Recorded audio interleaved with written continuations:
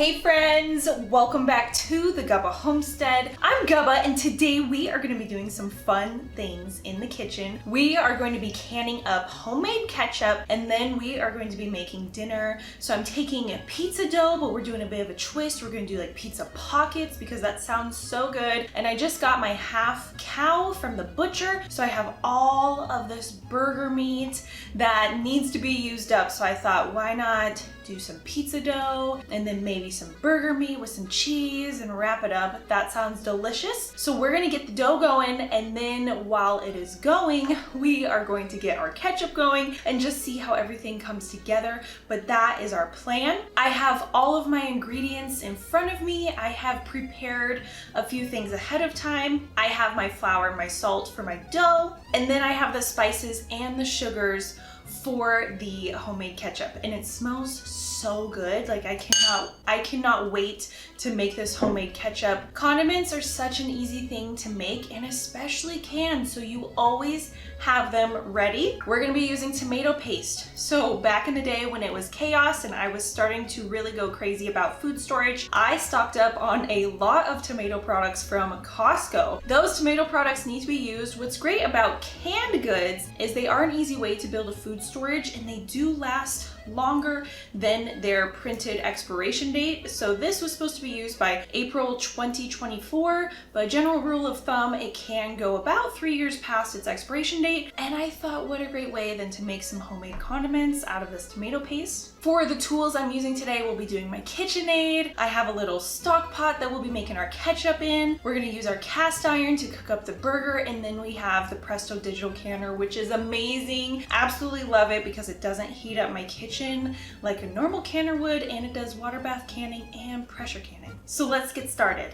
First things first, we are going to get the yeast set up for our dough. Yeast is what helps the dough rise. I just have a packet of yeast. You could also, if you have a sourdough starter, do sourdough. I do have a sourdough starter, but sometimes yeast is just so quick and convenient, and I love it. So yeast is a great thing to have on hand for your food storage. I'm going to get 1.5 cups warm water because that's what helps the yeast bloom. You don't want too cold and you don't want too hot. There's 1 cup and the other half, and now I'm going to add in honey. You always want to do some sort of sugar with your yeast, in my opinion, just because it helps the yeast also bloom. It gives them something to eat. So I am just going to do honey. What's funny too, whenever I use metal in honey, I always get the comment, you shouldn't be using metal because it takes away from the honey's properties. That's actually a myth, and honey is extracted with a ton of metal. So it's only reactive metals, like if you're doing silver or you have other things stored in here. I'd never store a spoon long term, but when you're using stainless steel, it's not going to react in the short amount of time. And let our yeast bloom. So now that the yeast has bloomed and there's bubbles showing activity, I'm gonna put the flour and salt in and the olive oil, and then we're just going to knead for 5 minutes. These recipes will be on my website, gubbahomestead.com. So that's where you can find them and make what I'm making. So a while ago, some years ago, this dropped off the counter it was on, and it bent the side, so the speed is always kind of crazy. It doesn't stay on the low speed, so I have to monitor it, but it works and I love it. So it won't just stay on this nice speed, it goes fast, and it'll just keep going faster. So I'm just going to pour in a little flour at a time, mix, put in our olive oil, knead, and then let it sit, and we're gonna get started on our ketchup. So our dough has been kneading for about 5 minutes and it has come together. It's not sticky. It feels like a great pizza dough, so I'm really excited for this. So what I'm going to do is just put it into a ball, work it into a ball. I'm going to coat this bowl in olive oil, and then we are just going to let this double in size. And then from there we will make dinner.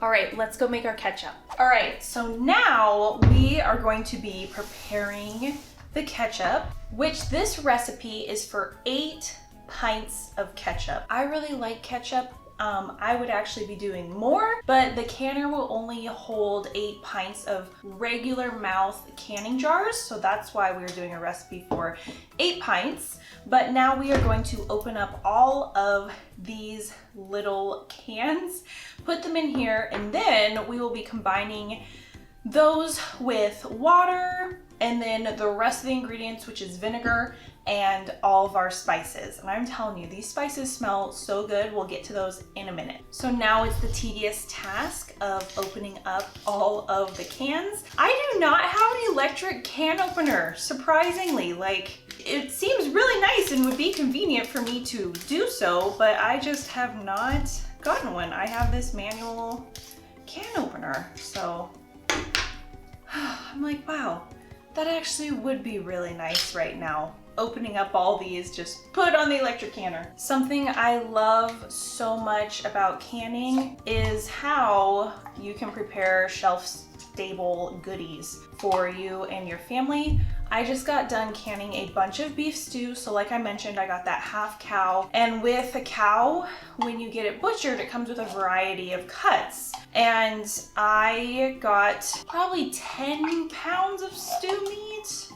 I might be being a little more liberal on that, but right around there. So I canned all of that stew meat up into beef stew. So all I have to do with the beef stew is pour it into a pot, warm it up on the stove, throw in some salt and pepper if I want, and I have a meal that is ready to go, and it is so good. I hope this is not the day my manual can opener fails me. I have a backup, always be prepared. But okay, it looks like we're good. But it is so nice and convenient to have meals like that. I also prefer canned meals over like freezer meals because the freezer can go out. And like I showed you, I have all of that frozen meat, but what I'm working on is canning through it. So I just did the stew meat. Now I'm going to be working through other parts of the meat. I'm gonna can up some spare ribs. I'm gonna can up chilies. I'm going to can up sloppy Joe mix, which is one of my favorites ever. Like I was saying, when you can up the stew meat, you can put either broth or water over the stew and veggies. And if you put water, like I did for these recipes, it turns into this beautiful, delicious broth. Like, it is so good. All right, 3 down, we have 13 more to go. I'm really thinking I'm gonna get an electric can opener after this, because when I do other projects that require me to open up a bunch of cans like this, that would be really nice. All right, so I'm gonna open up all these. We got all 16 of our tomato paste cans into here, plus our water, and I did end up using my backup can opener because this one's not working anymore. So always have a backup and have a backup to your backup. This is why we prep. So now we are going to get our tomato paste and water onto the stove, and we're just gonna get it smooth, and then we're gonna add in everything else and get our canner ready in the meantime. So right now I just have my water, my tomato paste, and my vinegar in. I'm getting ready to add all the spices, then we're gonna let it simmer. And in the meantime, I did get my canner all ready, meaning I just set up the settings, which is so nice. Again, that canner does everything for you. And then I put the jars in, and now it is all warming up. If you want to learn how to can, I do have a course that will get you all set up, comfortable canning in your own kitchen, walks you through the science and how-tos of canning, because I know it can be daunting, and one thing that people are so scared of is botulism, but I'm canning almost every day now because it's fall and I'm trying to clean out my freezers, and it really is not something to be scared of, but I totally understand. So right here I have all of my spices. So I have the sugars, like brown sugar, I got garlic powder, salt, I got allspice, I have a mix of all these spices plus onion powder. I really smell that right now. And I'm just gonna pour it in. I had just enough space in my little crock right here. And when we canned our applesauce, I remember saying, I need a bigger, pot to do my projects, which yes, I need a bigger pot. I'm now like, I need an electrical can opener because those things really do make things, well, easier. I'm gonna get all my spices mixed in and then we're gonna let it simmer down, and it smells so good. So while our ketchup is melding all the flavors, it's simmering for the next little bit, we are going to cook our burger, and it is leaking down. So we are just going to get the burger onto my cast iron skillet. We are going to cook it up for the little pizza pockets here to save us a little time because we have about 30 minutes or so. I've checked on the dough and it is rising beautifully. So now we'll just cook the meat. I'm gonna probably throw in an onion here too, shred some cheese, and then we'll be ready to go when the dough is ready. I got our pizza dough out. We have the burger on the oven. We have the ketchup on the oven. We have our jars getting ready, and here is our pizza dough. Look at how stretchy and beautiful this is. But what I'm going to be doing is dividing it into 12 balls that I will be rolling out into the mini pizzas, which I will show you guys, mini pizza pockets. We are on to the next step because our burger finished cooking for our little pizza pockets and our ketchup finished simmering as well. So what I did was can that ketchup up, add it into the jars, and get all 8 pints ready and loaded into the canner. The canner is now reheating up and is going to get to canning. We're doing a water bath canning in here, and now we are going to get our pizza pockets rolled out. I just have a tortilla press with some wax paper. I have my 12 balls of dough rolled out, plus my burger and my cheese. And you can see I made like a mini little pizza pocket that I am just going to put some burger in. I'm going to close it up, put some burger and cheese, and then we are going to cook these up. I am so excited because I've had these before. They're absolutely delicious and I am hungry. So let's get these all rolled out. These pizza pockets are a fun twist on pizza. So if you already have a pizza dough recipe, just change it up and make these little pizza pockets for a mix up.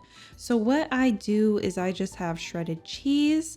I put on some burger and then top it with shredded cheese. You can also do like a sandwich where it's shredded cheese, burger, and then more cheese depending on how cheesy you want it. And then I just seal it down with my fingers. You can also do a butter seal where you put butter on the edge of the dough and then seal it that way. It will stick together better in the oven. I'm also using a tortilla press to help spread these out. Makes the process a bit more faster instead of rolling these out with a rolling pin. You can also mix up the ingredients that you want to put in here. Obviously, you could do pepperoni, you could do mozzarella and tomatoes. You could really do whatever you would put on your pizza top, you could put on top of these. And then my favorite part is brushing the tops of these with butter. If you know me, I love butter. If you don't know me, well, you're gonna get to know that I absolutely love butter. So butter is everywhere in my kitchen. So I just brush these with butter and then sprinkle on some basil for that pizza taste. And then once they're all ready and done, I put them in the oven. Our canner is going, so my voice is going to be competing with the canner, but we just finished some of our pizza. Let's see, we got 1, 2, 3, 4, 5, 6, 7 of the pizza pockets out of the 12. So we're gonna do 2 batches. I'm now going to bake these in the oven and I cannot wait to eat them. Our pizza pockets look done. I just peeked in the oven, so I'm going to get them out and then we're gonna brush them with more butter, and it smells so good in here. All done. So I'm going to set these down and put on some more butter, and the canner has 4 more minutes. So the timing is almost perfect. I'm going to get the rest of the 5 into the oven and then eat. I just put our other pizza pockets into the oven, and you may be wondering why I'm not using both ovens. That's because this side has a pilot issue going on that I am currently working on sorting out. But our ketchup is done canning, and here it is. 8 pints of ketchup. I'm so happy because we got to use my food storage to make this delicious ketchup that I can now keep in my food storage. Some tomato paste from my food storage turned into ketchup for my food storage. We will have ketchup for a while now. These pizza pockets smell so good. I can't wait to dig in. I am going to set the ketchup on the counter undisturbed for 24 hours, so I won't know if they're sealed for 24 hours, but it's looking pretty promising when I look into the canner. So now let's give these a try. Ooh, this one is still warm from the oven. I'm gonna get a fork. So what would be really good to dip this in would be like marinara sauce, pizza sauce, ranch.